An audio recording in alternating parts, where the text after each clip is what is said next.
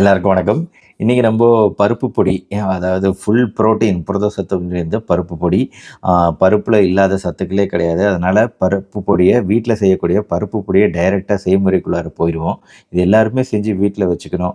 முக்கியமாக வெளியில் ஹோட்டலில் சாப்பிட்றவங்க எப்போ பார்த்தாலும் அவங்களுக்கெல்லாம் இது ரொம்ப தேவை. ஏன்னா ஹோட்டல் ஃபுட்டுங்கிறது எந்த காலத்துலேயுமே நம்ம உடம்புக்கு நல்லதே கிடையாது. அது எவ்வளோ பெரிய 5 ஸ்டார் ஹோட்டலாக இருந்தாலும் நம்ம வீட்டில் சாப்பிட்ற மாதிரி வரவே வராது. ஸோ அதுக்கு நம்ம கைவசம் எப்பவுமே வச்சுக்கக்கூடிய ஒரு ஈஸியான ஐட்டம்னா அது வந்து பருப்பு பொடி தான். ஒரு சாதத்தை மட்டும் வேக வச்சா போதும், டைரெக்டாக பருப்பு போட்டு நெய்யை ஊற்றி இப்போ செஞ்சு சாப்பிட்டுட்டு போயிட்டே இருக்கலாம். சத்துக்கு சத்தும் ஆச்சு, சுத்தத்துக்கு சுத்தமாக ஆச்சுங்கிறதுனால இதோட செய்முறையை டைரெக்டாக பாருங்கள். வணக்கம், நான் Sandhya. Welcome to Tamil kitchen. இன்னைக்கு நம்ம சேனல்ல ஆந்திரா ஸ்டைல்ல சூப்பரா ஒரு பருப்பு பொடி எப்படி செய்யறதுன்னு தான் பார்க்க போறோம். இந்த பருப்பு பொடியை சூடா சாதத்துல போட்டுட்டு நெய்யை ஊத்தியோ இல்ல நல்லெண்ணெய் ஊத்தியோ சாப்பிடும்போது அவ்வளோ ஒரு டேஸ்டா இருக்குங்க. நீங்க ஹோட்டலுக்கே போய் பருப்பு பொடி சாப்பிட்டாலும் இந்த அளவு டேஸ்டா வராது. வாங்க எப்படி செய்யறதுன்னு பார்க்கலாம். இதுக்கு நம்ம அடுப்புல ஒரு பேன் வச்சுட்டு இதுல 1 கப் துவரம் பருப்பு எடுத்துக்கிறோம். இந்த துவரம் பருப்பு நல்லா வறுத்து எடுத்துக்கிறோம். அடுப்பு ஓரளவு மீடியம் ஃப்ளேமா வச்சுக்கோங்க. வச்சுட்டு இதை நல்லா செவக்க வறுத்து எடுத்துக்கிறோம். தீயாத பார்த்துக்கோங்க. இந்த மாதிரி நல்லா வறுத்து எடுத்தோடனே இதை ஒரு பிளேட்ல போட்டு இதை ஆற வச்சுக்கிறோம். இப்போ பாருங்க, நல்லா வறுத்தாச்சு. இதை வறுத்துட்டு இதை நான் ஒரு பிளேட்டுக்கு இப்போ இதை மாத்திக்கிறேன். அடுத்ததா 1 கப் துவரம் பருப்புக்கு 1/4 கப் கடலைப்பருப்பு எடுத்துக்கிறோம்.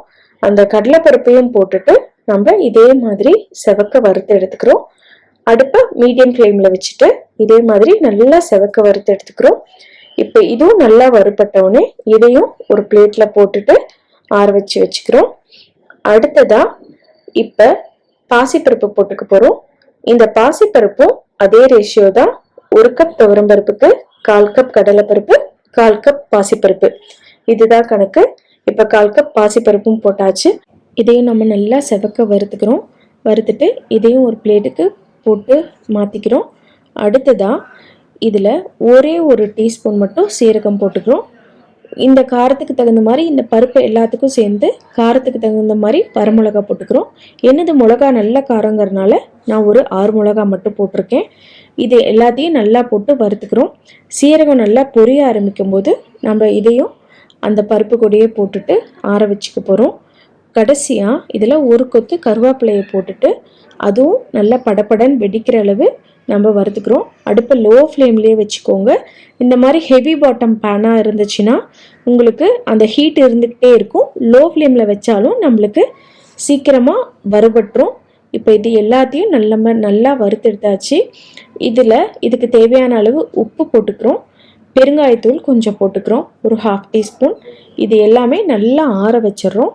நல்லா ஆறுனதுக்கு அப்புறமா இதை மிக்சியில் போட்டுட்டு நல்லா ஃபைன் பவுடராக தூளாக அரைச்சிக்கிறோம்.